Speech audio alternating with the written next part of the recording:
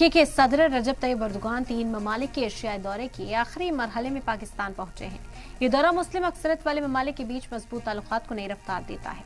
Erdogan कल Jakarta में थे, जहां उन्होंने अपने इंडोनेशियाई हममनसब से मुलाकात की थी। दोनों ममालिक ने अपनी high level strategy cooperation council समेत का इनेकाद किया।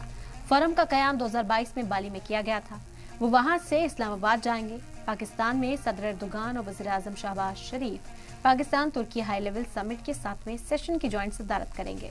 अर्दोगान के साथ ही एक आला सतही नुमाइंदे का वक्त भी आया है, जिससे वजीर और सीनियर अफसरान के साथ कॉर्पोरेट लीडरान भी शामिल किए गए हैं।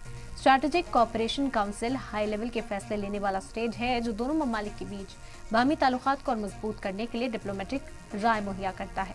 अर्दोगान का ये दौरा ऐसे वक्त में हो रहा है जब तुर्की और पाकिस्तान मुख्तलिफ शोबों में, खासतौर पर डिफेंस और टेरर मुखालिफ इलाकों में अपने ताउन को बढ़ा रहा है। हाल ही में पाकिस्तान ने तुर्की के नेवी जहाज खरीदने के लिए एक मुआहदे को आखिरी शक्ल दी। उससे उनके दिफाई ताल्लुकात और मजबूत हुए।